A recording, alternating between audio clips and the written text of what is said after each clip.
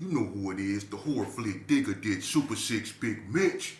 And I'm kicking in doors with those 3 O's. And I'm bringing 28 one-on-ones because we faking sons. It's the Chronicles. And you in the Meadowlands. Yeah, you in the Meadows, man. And you already know what made me. 530. What that mean? Oh, that boy Desert, baby. Boom. Hope a dog, scrub, 22-inch gold dead and things. And Big Bolo Yang could never be on the claims, man.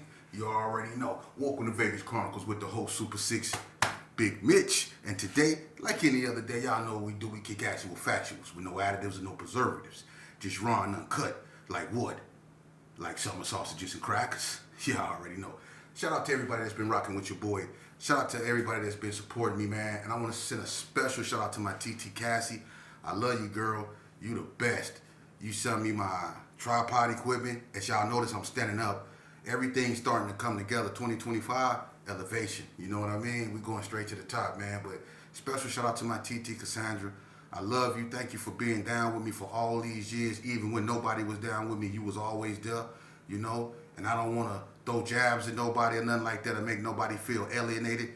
But TT, hands down, you've been there for me when you didn't have to be. And for that, I love you eternally. Thank you. I love you, TT. And that's why I'm doing this. You one of the ones that supported me in this. And for that, I'm truly humble. Okay, let's jump right off into it, man. I got the best TT in the world. I don't care what y'all say. But anyway, let's jump right off into it, man. First off, let me clarify a few things.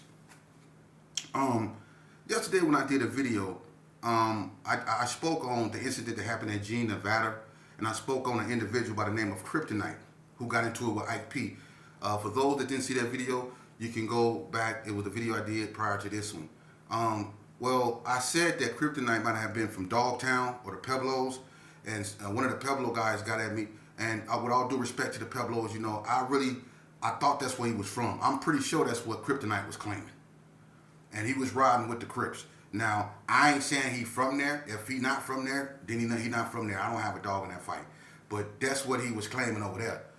People that was up there or over there at Gene at that time, like Lil Marv, Wee Dog, and all them from Donna, OC, they know him and they know where he from. So whether he from Dogtown or not, I don't know. I have no dog in that fight.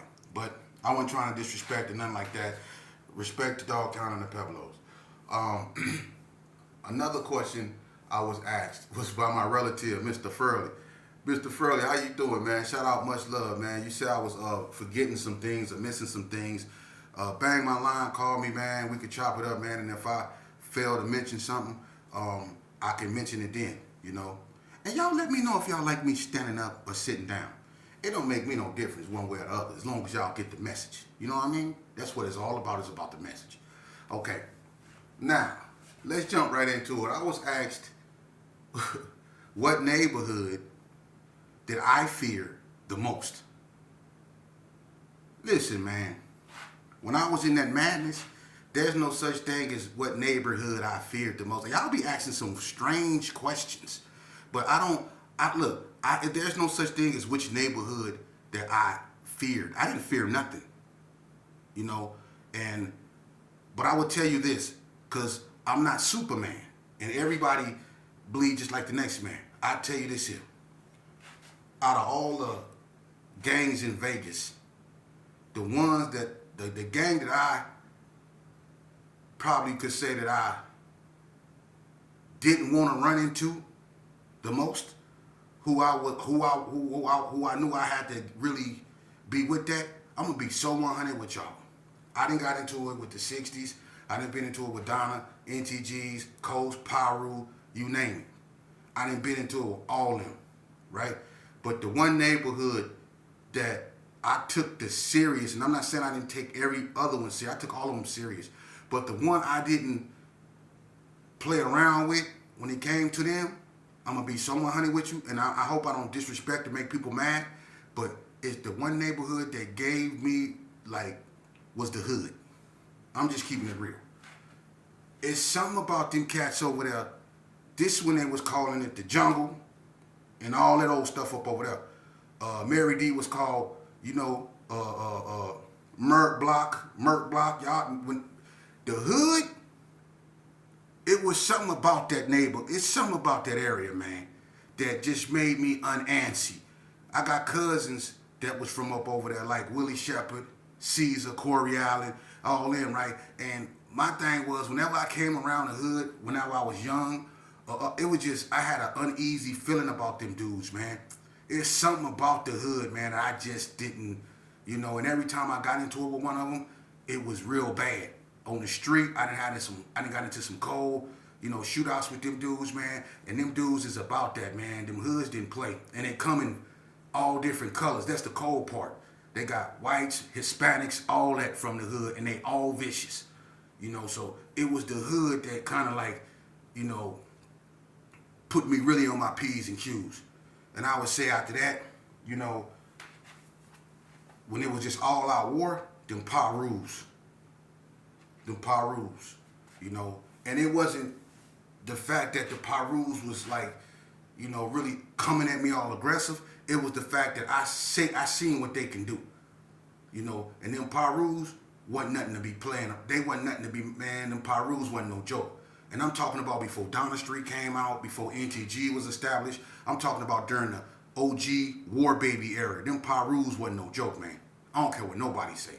Them Parus wasn't no joke. So the hood and them Parus was the two neighborhoods that I knew I had to really have my shoes laced up for, man.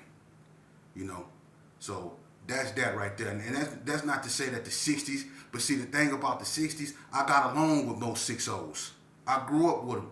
I used to beatbox with J. Lou and his brother Ronnie O. Ronnie O was my partner. We had a few fights and stuff like that, but we kept it at that. And Big Lade, you know what I'm saying? When he was up over there in Winslow, everybody was cool. When Big Lade was boxing, you know what I mean? We all grew up together. We used to break dance and beatbox against each other. Before we was, this Gerson Park or this Rolling 60, we was all doing that. Let's keep it real. We was beatboxing hard. Me and J. Lou doing knee spins, helicopters, and everything. You know what I mean? So, and people like, let's say, Marble Man of the Coast, I grew up with a lot of them cats. So it never really been like just all out animosity, even though the incident happened with L, at the Comfort Inn. But the two neighborhoods, or the one neighborhood that I was real antsy about was the hood. I'm just keeping it real, And let me tell you an incident concerning the hood. When I first, one of the first persons I really got into a real volatile situation with the hood was Smooth Rock, aka Lonnie Lee. I met him in Juvenile, way back in the early 80s, back in, 86? I met Lonnie Lee in 86, 87, 86, 87. And I met him because him and Ice Dogg, Marlo Thomas, from K9 got into it. You know what I mean? And they was arch nemesis. And we all end up going to Elko, me, Smooth Rock, Ronnie Penny, Marlo Thomas, all us go to Elko. And Marlo Thomas and Lonnie Lee end up getting down up in Elko. And I'm going to keep it 100.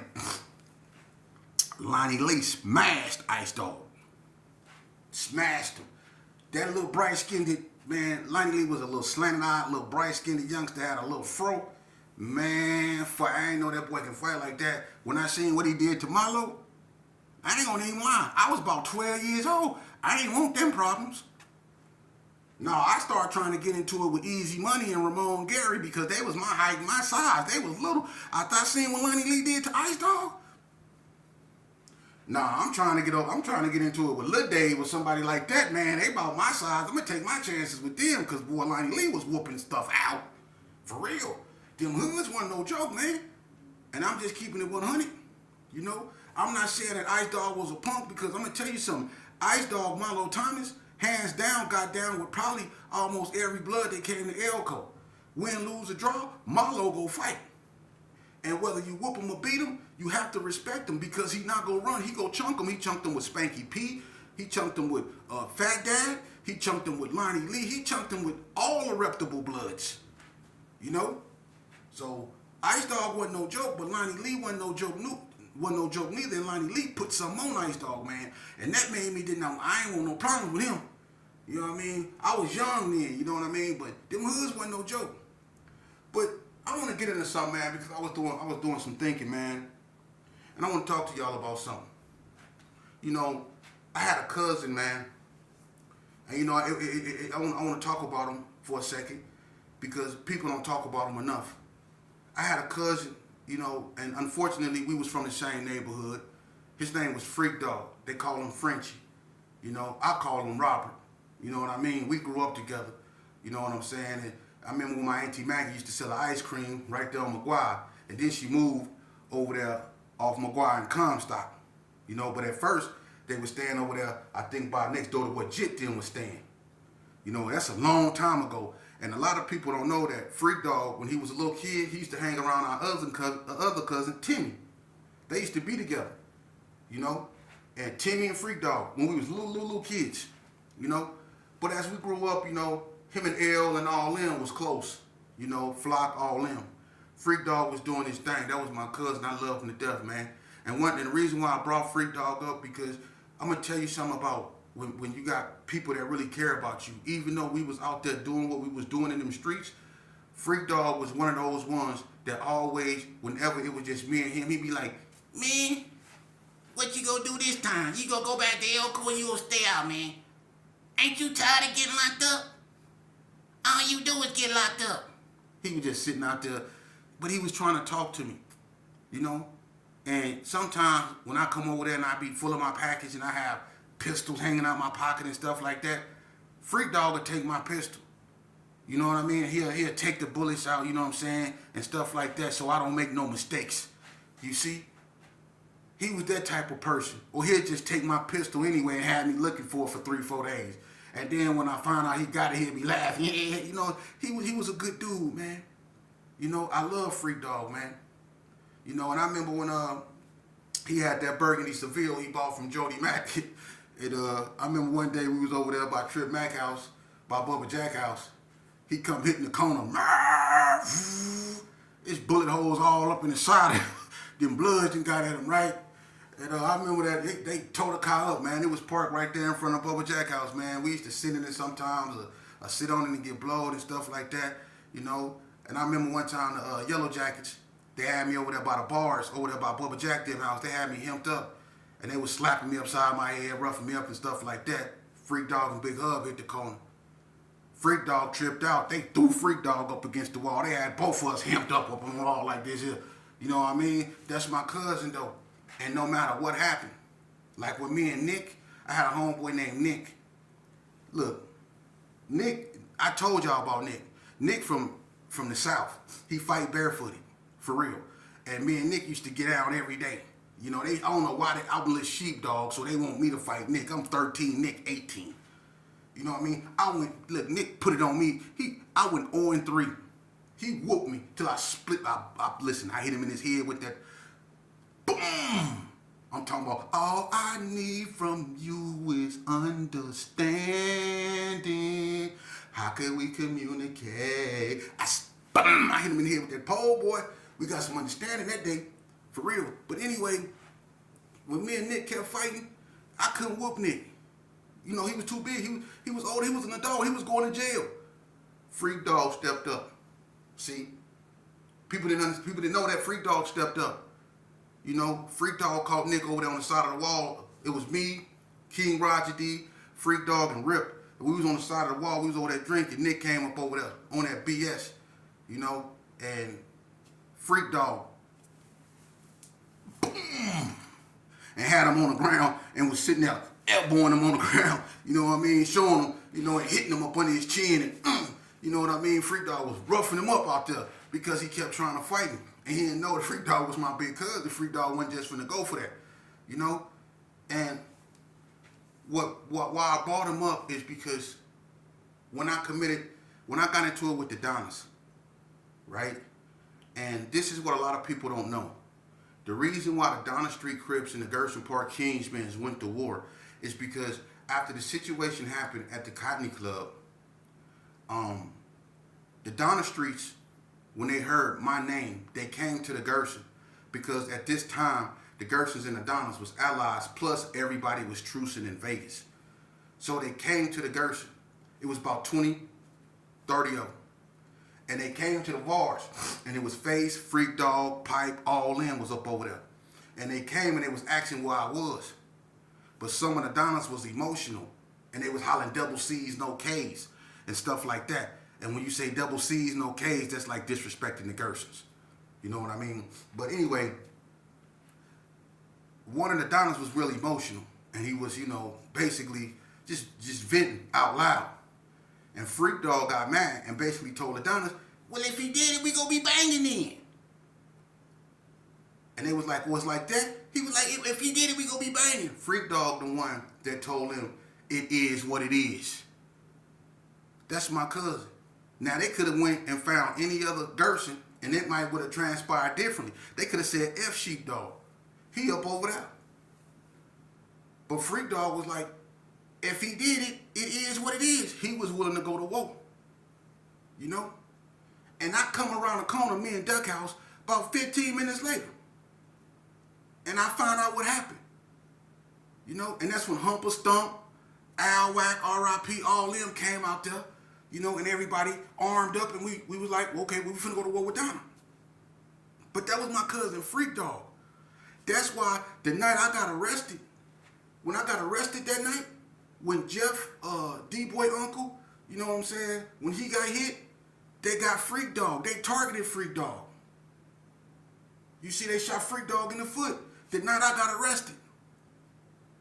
And when they called me over my Auntie Maggie house, Freak Dogg grandmama, right there, over there on that pink house over there on Casper in Berkeley Square. You could have seen the car, if you drove down Lake Mead, you could have seen the car in the backyard. It was that pink house right there on Casper. They called me up over there. They had been over there like 2-3 times looking for me. And the boy June Page used to have this gray van. I was hiding out in the gray van a couple houses down the street in June Page car. You see? But Freak Dogg was there with me day one. He made sure I was all right. He made sure that didn't nothing happen to me. He was there every step of the way. I swear to God, he didn't care. And the last thing Freak Dogg told me is he pulled me to the side. We was over there on the side of where he stayed by the bars, him and Boone. Freak Dogg pulled me to the side. He said, man, what happened? And when I told him what happened, he was like, damn, man, you just got out. You just got out. Big Hub, he coming around there. He think he can sing. He got a big bottle of N&J. He come around the corner singing to a bottle of N&J. He singing Luther Vandross to a bottle of N&J, right? So Freak Dogg sitting there thinking, and people don't even notice that Freak Dogg was getting emotional. I grew up with him, and he knew I really messed up. Freak Dogg used to see me do something stupid, go to Elko for 6 months, get out, and he get to laugh, because he know I'm finna do something else stupid. That's all I used to do, stupid stuff. I used to do stupid stuff, but I used to put in work for the G's. I love the G's more than myself. But my cousin, he was trying to tell me, no, love yourself more than you love this here. And I should have listened, because he was one of the only ones that used to tell me that. When Woodlock used to have that green Regal, either the Monte Carlos or Regal on Gold McLean's, when he used to have that, and Freak Dogg used to be up in that, me and Freak Dogg used to be in Earl, it was green and gold. We used to be up in there. We used to have beats. We used to be up in there late night. Me and Freak Dogg all up in Vegas Heights, all by Sugar Hill. Just me and him drinking, chopping it up. That was my cousin. I knew a side of Freak Dogg people didn't know. Me and Freak Dogg used to jump the fence and go to Booker Field and go on the inside. And we used to get drunk and talk about how we used to go to the summer programs at Booker Field. We used to talk about that. I'm gonna tell y'all something. Hey, they had a little thing at Booker, right? They redid The Wizard of Oz. Hey, look, and they had they went and got it seemed like everybody played a position. You had the lion, the Tin Man, Dorothy, the Scarecrow, the Witch, Oz, everybody. It was like a musical. It was a dance musical. And if you ever been in Booker, the old Booker, they had this little square thing where they used to do Simon Says and all that. It had steps. It was a big old square. But that's where we was doing the performances and the dances. Look, they went and got all the ugly little black boys out the G's and made us flying monkeys. That was cold, huh? Hey, look, we was all out there flying, and don't let me, Mad Bomber, Keno, all us was flying monkeys. Look, they made us some wings out of some cardboard and some aluminum foil. We was out there dancing hard, people, mom, and I didn't realize, cause I was all into it too. I think that we just doing a musical and we hitting it. I ain't knowing they laughing at us, cause we flying monkeys. I was like, they out of line. Now that when I got older, I was like, they made me a flying monkey. They out of line. But anyway, Freak Dogg was one too. He was a flying, look, we was out there hitting it. Big Nice, he was a flying monkey. We was all out there flying monkeys. I swear to God. But see, that's how far back we go. You see? And I remember this one day, man, I was on the weight pile. It was in, I think, 2010. I was on the weight pile at NNCC. I'm lifting all the weight. Swole with it. I remember G-Rob came up to me. He said, Sheepdog. He said, let me holler at you. I said, holler at me for what? He said, man, I need to talk to you. I said, all right, I'm not taking them serious. He going, sheep. I said, what? He said, let me holler at you.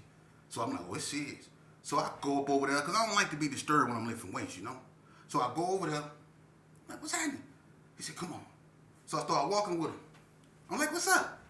He said, Dogg. I said, Dogg? He said, yeah. And he started looking at me, and I'm like, who was Dogg? He said, Freak Dogg. I'm thinking Freak Dogg sent me a message, some money or something. I'm like, what about Freak Dogg? He said, and he shook his head. And I looked at him, I said, nah, man. He said, put it this way, my relative was unalive, man. I ain't getting into nothing, but I'm just saying my relative was unalive. Bread had already left. That basically, that told me in half. Now my relative, one of the only ones beside Bread that truly showed me they cared about me, was gone.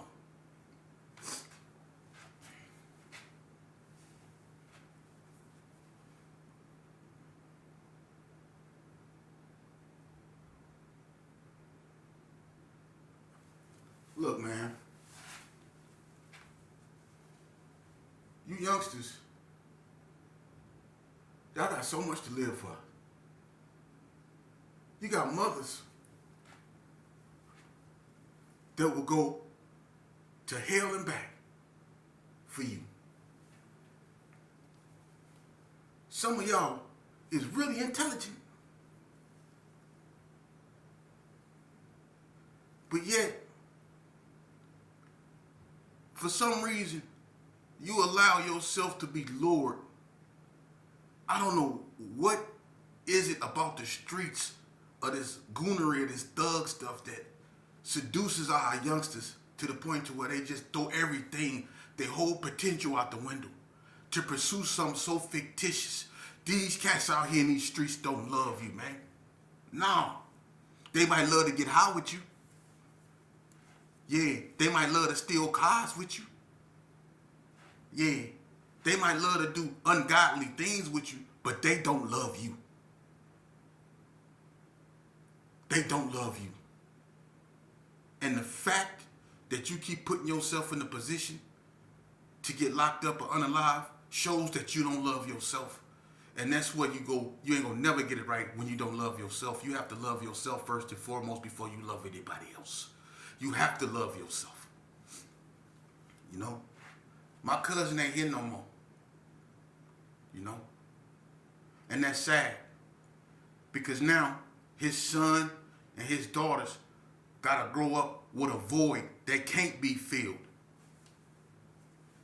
You know? And my auntie Betty, I love Betty to death. I love Betty. Betty, my heartbeat. You know? She had to go through that. Messy J, my cousin Messy J, R.I.P., and Freak Dogg, R.I.P. Betty gone. And I know my cousin Baby Gangsta, he over there, BG, he over there going through it, but I just want BG to know I really love my cousin. I knew my cousin before a lot of people that he hanging around with knew him. I've been knowing my cousin all his life. You know? And I want him to know he still got family here. I'm not in that madness. And I know he not in. But baby BG, I love you, family. And man, you know what it is.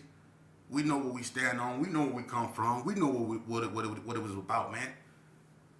We actually from over there, man. We really family. You know? So if he ever need me, he know I'm here, man. But when they took Freak Dogg from me, man, that hurt. You know? And that's why I tell you youngsters, man, don't sign up for this, man. If you want to sign up for something, go to the military. Go to the military. Because ain't no honor in this. It's honor in the military. You get rewarded with Purple Hearts, you see, and silver crosses and all that stuff when you join the military. You do something because you're protecting your people. You protecting the people that can't fight when you join the military. When you out here in these streets and you join the gang, you destroying your community. You stressing your mama. You stressing yourself. You signing yourself and setting yourself up for failure if only you knew. And then you get mad and you want to blame it on the white people. You want to blame it on the Hispanics when you the one that put yourself in a position to be hated on or discriminated against. Don't put yourself in them type of positions, man. For real. Everybody hollering they the truth. Well, the truth walks alone. The truth stands alone because a lie can catch a ride with anybody. A lie can catch a ride with anybody. The truth stands and walks alone. Believe that. Believe that. Because the truth gonna be the truth regardless of where you put it. See? It's gonna stay the truth. So to you youngsters, the truth is you better off going